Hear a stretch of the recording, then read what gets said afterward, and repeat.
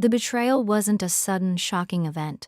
It was a slow, sickening realization that unfolded over 6 months, like a carefully staged play. My husband, David, and my best friend, Chloe, were the leads, and I was the unsuspecting, foolish audience. David was a partner at a reputable law firm. Chloe was a high-level executive at a major local bank. We were intertwined, joint vacations, shared dinners, and decades of trust woven between the three of us. Everything felt domestic, stable, and profoundly untrue.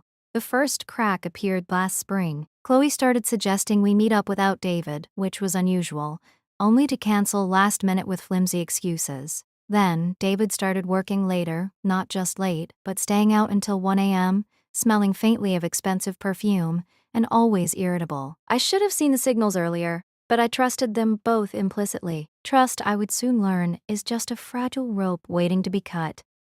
I'm Eleanor. I dedicated my life to loyalty and building a secure future, only to have the two people closest to me try to tear it all down. What you're about to hear is the story of how I took that betrayal, turned it into fuel, and executed a revenge plan so cold, it cost them everything they valued. Before we dive into the details of the discovery, tell me where in the world you're listening to this story from. David and I had been married for 12 years. Our life was comfortable, almost boringly so. We lived in a beautiful home, planned a European trip every year, and spoke openly about our retirement goals.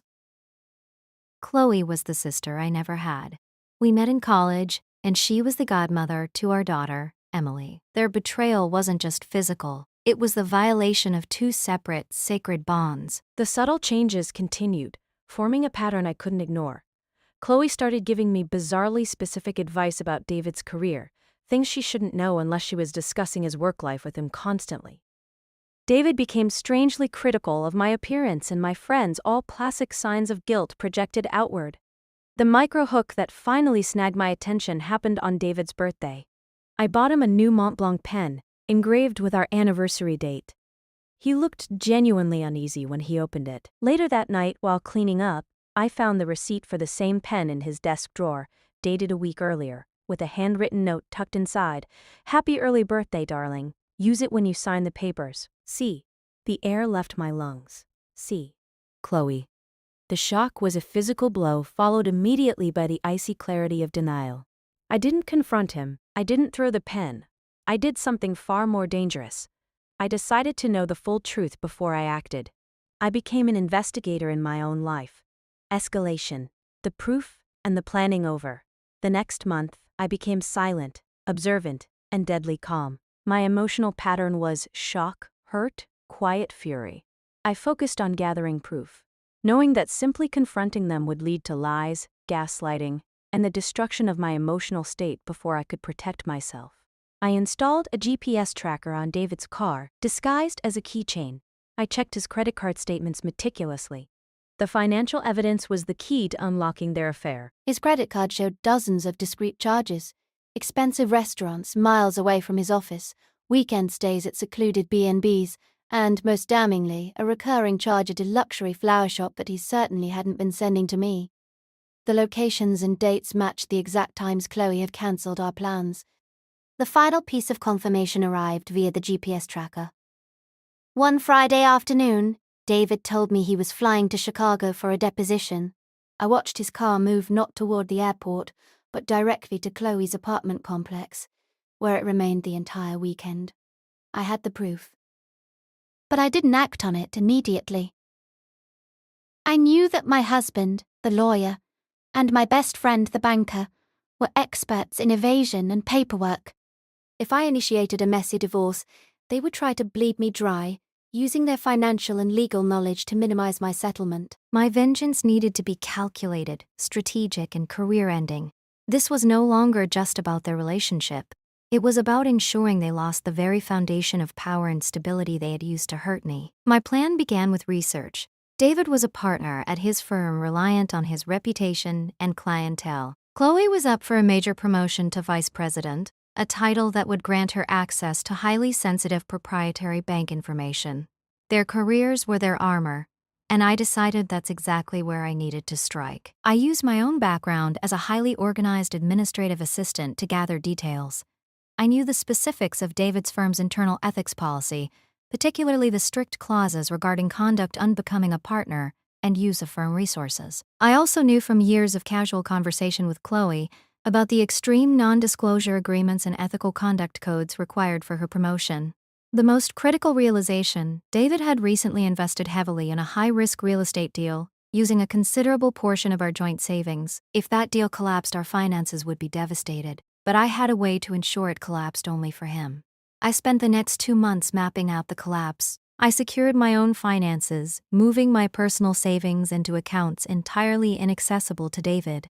I contacted a new formidable divorce attorney, keeping the meetings strictly confidential and off my usual calendar. The calm during this period was the most unsettling part. I still cooked dinner, listened to their excuses, and smiled brightly at Chloe during our infrequent, strained lunch dates. They believed they were safe, hidden by my assumed naivete. They thought I was too old, too soft, or too dumb to ever look beyond the surface. They were wrong. The stage was now set for the explosion. I had the motive, the proof, and the plan, a plan that targeted their careers and their financial future with surgical precision. The quiet wife was ready to become the architect of their downfall. I finalized my plan. 3 days after David and Chloe returned from their covert weekend, I chose a Monday morning for the execution, ensuring maximum visibility and damage to their professional standing. My revenge was layered, designed to hit both of them simultaneously and fatally. David's biggest vulnerability wasn't his fidelity, it was his professional conduct. His firm was obsessed with maintaining an image of impeccable ethics. The first step was to deliver the evidence, but not to David or Chloe. I sent an anonymous, encrypted email titled "Gross Misconduct by Partner D. Hayes" to the managing partner of David's law firm. The attachment contained a meticulously curated package: financial evidence, scans of David's corporate credit card statements, showing extensive unauthorized use for personal expenses, the B&Bs, the high-end meals, the flowers all clearly outside his business travel, GPS log, a documented timeline tracking David's firm-leased vehicle driving directly to and staying at Chloe's private residence during claimed out-of-town client meetings, the Mont Blanc receipt, the photograph of the pen receipt, and the handwritten note confirming the use of a major client's name to order a gift for his mistress. The firm's ethics department launched an immediate, devastating internal investigation. The use of a corporate credit card for an affair and the falsification of client meetings were not just grounds for divorce, they were grounds for disbarment. David was immediately placed on unpaid leave, his access revoked, and his future clients reassigned. His reputation, his cornerstone, was instantly ruined. Chloe's bank was paranoid about insider trading and proprietary data leaks. Her upcoming promotion to VP meant she was subject to intense scrutiny regarding any external financial or personal conflict of interest. While David was being escorted out of his office by security, I executed Phase 2. I called a close contact in the bank's HR department, someone I knew despised Chloe's arrogance, and reported an anonymous tip. Chloe Lane is engaged in a high-risk financial relationship with a partner at Hayes, Miller & Stone, a conflict of interest that may have compromised client data. The timing was everything.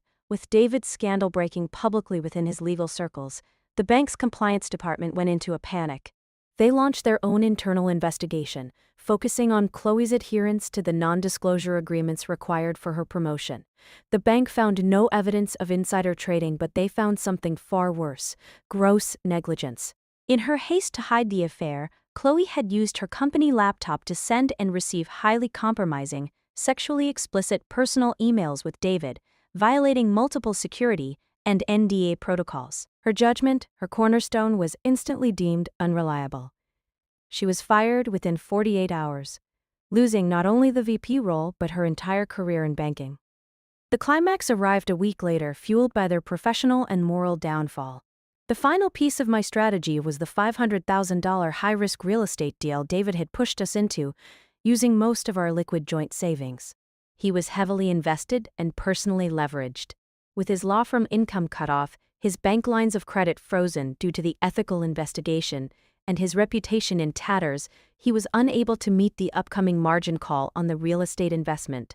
My divorce attorney, fully briefed and armed with the evidence of his misconduct, struck the final blow. We filed the papers, citing his moral turpitude and financial malfeasance, requesting an immediate freeze on all his assets, including the collapsing real estate investment.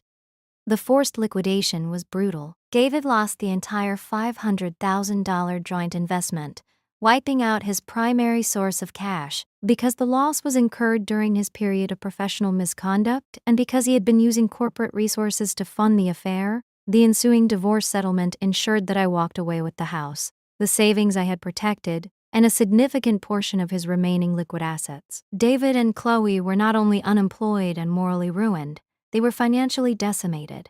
The moment of poetic justice came 6 weeks later. I was sitting on my porch enjoying the quiet life I had fought to reclaim. I hadn't spoken to either of them. Then, I saw a familiar battered car drive slowly past my house. It was Chloe, driving a beat-up rental.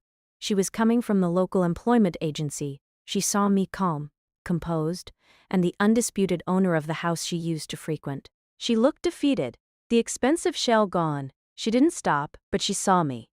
The silent defeat in her eyes was more satisfying than any screaming match could have been.